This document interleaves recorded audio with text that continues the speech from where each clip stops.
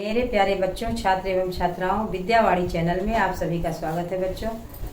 तो आज मैं छंद बता रही हूँ, छंद बता भी चुकी हूँ। छंद में मात्रिक छंद को मैं बता चुकी हूँ, चौपाई, दोहा, सोठा। अब मैं आपको वर्णिक छंद बताऊंगी। वर्णिक छंद में आज मैं कवित्व बता रही हूँ कि कवित्व में कितने वर्ण होते हैं, क्योंकि कवित्व वर्ण जो है वर्णिक छंद है। कवित्व वर्ण वर्णिक छंद है। कवित्व में 31 मात्राएं होती हैं, 31 वर्ण। कवित्व में 31 वर्ण होते हैं। मैंने लिख भी दिया है कवित्व वर्ण को अच्छे तरीके से। ये आपके सामने है कवित्व छंद। थोड़ा सा कम दिखाई दे रहा है, डार्क कर दो इसको बच्चों। ये कवित्व छंद आपके सामने लिखा भी है। कवित्व छंद में कितने चरण होते हैं? 4 चरण होते हैं। आप ध्यान रखना, परिभाषा आती है, आ जाएगा आपके पेपर में कि कवित्व छंद को उदाहरण सही समझाइए, या कवित्व वर्णिक छंद कवित्व का उदाहरण सहित परिभाषा लिखिए। तो आप इस तरह से लिखेंगे। कवित्व में 4 चरण होते हैं। कितने चरण होते हैं? 4 चरण होते हैं। और प्रत्येक चरण में 31 वर्ण होते हैं। 4 चरण होते हैं। प्रत्येक चरण में कितने वर्ण होते हैं बच्चों? 31 वर्ण होते हैं। 16 और 15 वर्णों पर यति होती है। 16 और 15 वर्णों पर ये लिखा भी है, आप इसका स्क्रीनशॉट भी ले सकते हैं। 16 और 15 वर्णों पर यति होती है। हर चरण का अंतिम वर्ण क्या होता है बच्चों? गुरु होता है।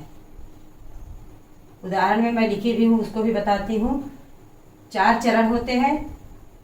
4 चरण में कितने वर्ण होते हैं? 31 वर्ण होते हैं। 16 और 15 वर्णों पर यति होती है। हर चरण का अंतिम गुरु होता है। हर चरण का अंतिम जो है वर्ण क्या होता है? गुरु होता है। हर चरण का अंतिम वर्ण गुरु होता है। उदाहरण भी मैंने लिख दिया है। भेजे मन भावन के, उद्धव के आवन के, सुधि ब्रजगावन की पावन जबै लगी, कहे रत्नाकर ग्वालिन की झौर झौर। मैंने लिख भी दिया है, ग्वालिन की झौर झौर, दौरी दौरी नंद पौर आवन कवै लगी। फिर उजा की पद कंजन पे, पेख पेख पाती छाती छोहन सवै लगी। हमको लिखो है कहाँ, हमको लिखो है कहाँ, हमको लिखो है कहाँ, कहन सवै लगी। एक बार मैं फिर से बता देती हूँ। उदाहरण, भेजे मन भावन के, उद्धव के आवन की, सुधि ब्रजगावन की पावन जबै लगी, कहे रत्नाकर ग्वालिन की झौर झौर, दौरी दौरी नंद पौर आवन कवै लगी। फिर उजा की पद कंजन पे, पेख पेख पाती छाती छोहन छवै लगी। हमको लिखो है कहाँ, हमको लिखो है कहाँ, हमको लिखो है कहाँ, कहन सवै लगी। तो ये है आपका कवित्व का उदाहरण। यहाँ पर मैं आपको और थोड़ा सा बताऊंगी कि जब कृष्ण भगवान गोपियों से दूर चले गए थे, तो उद्धव जी वहाँ से एक पाती लाए थे, यानी पत्र। तो जैसे ही गोपियों को पता लगा कि नंद जी के घर में उद्धव जी आए हैं संदेशा लेकर के, तो अपनी सुध बुद्धि खो करके सब जिस हालत में थी उसी हालत में दौड़ दौड़ के नंद के यहाँ जाने लगी। और इतनी भीड़ इकट्ठा हो गई कि उद्धव जी जो तो पहले पहुंची गोपियां उनको दिख रहे थे, जो बाद में पहुंची उनको नहीं दिख रहे थे। तो वो क्या करती हैं कि पंजों के बल पर खड़ी होती हैं। कोई अपनी छाती पकड़ लेती हैं, क्या प्रेम में कि हमको क्या लिखे हैं, हमको क्या लिखे हैं, मेरे बारे में पत्र में क्या लिखा है। इस तरह से वो प्रेम का प्रदर्शन करती हैं भगवान के प्रति। तो बच्चों, ये कवित्व का उदाहरण है, आप इसको याद कर लीजिएगा। कवित्व छंद पूछा भी जाता है। अब मैं आगे आपको सवैया छंद भी बताती हूँ। सवैया छंद किसे कहते हैं? सवैया छंद में बच्चों 22 से लेकर के 26 वर्ण होते हैं। सवैया छंद में कितने वर्ण होते हैं? वर्णिक छंद सवैया भी है, जैसे कवित्व वर्णिक छंद है, सवैया भी वर्णिक छंद है, सवैया भी पूछी जाती है पेपर में। तो सवैया में इसमें 31 वर्ण होते हैं और सवैया में 22 से लेकर के 26 वर्ण होते हैं, सवैया का उदाहरण। और सवैया 2 प्रकार की होती है बच्चों। अगर आ गया सवैया तो सवैया 2 प्रकार की होती है, मदगैंद और दुर्मिल। मदगैंद सवैया और दुर्मिल सवैया। अब मैं सवैया की परिभाषा और उदाहरण आपको लिख करके बताए देती हूँ बच्चों। वर्णिक छंद सवैया में 22 वर्ण से लेकर 26 वर्ण, मैंने बताया भी है आपको, मौखिक रूप से लिख दिया। कितने वर्ण होते हैं? सवैया छंद में 22 वर्ण से लेकर 26 वर्ण होते हैं। और इसके 2 प्रकार होते हैं, मदगैंद सवैया और दुर्मिल सवैया। आपके सामने लिख भी दिया है मैंने। 2 प्रकार होते हैं, मदगैंद सवैया और दुर्मिल सवैया। अब यहाँ मदगैंद सवैया के बारे में मैंने बताया बच्चों, क्योंकि पेपर में कभी मदगैंद आ जाती है, कभी दुर्मिल आ जाती है। तो मदगैंद सवैया क्या है? मदगैंद सवैया में 4 चरण होते हैं। कितने चरण होते हैं?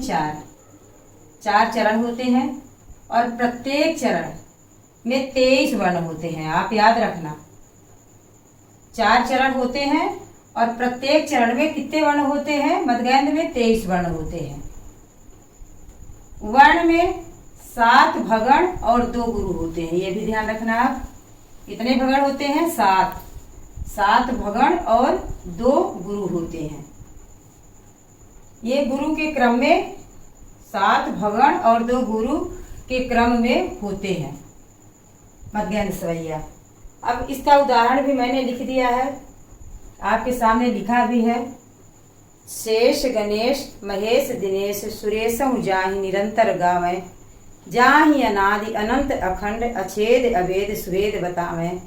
नारद से सुख व्यास रचो पचिहारे तऊ पुनि पार न पावें। ताहि अहीर की छोहरियाँ छछिया भय छाछ पे नाच नचावे। ये मैंने उदाहरण इसका लिख भी दिया है बच्चों, आप अपने हिसाब से याद कर लेना। शेष गणेश महेश दिनेश सुरेशम जाहि निरंतर गावे, जाहि अनादि अनंत अखंड अछेद अवेद सुवेद बतावें। नारद से सुख व्यास रटे पचिहारे तऊ पुनि पार न पावें। ताहि अहीर की छोहरियाँ छछियाँ भरी छाछ पे नाच नचावें।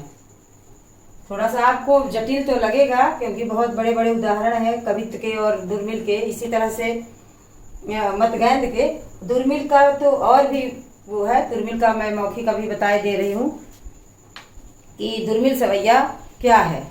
दुर्मिल सवैया में कितने वर्ण होते हैं? तो दुर्मिल सवैया में भी 4 चरण होते हैं बच्चों। प्रत्येक चरण में 24 वर्ण होते हैं।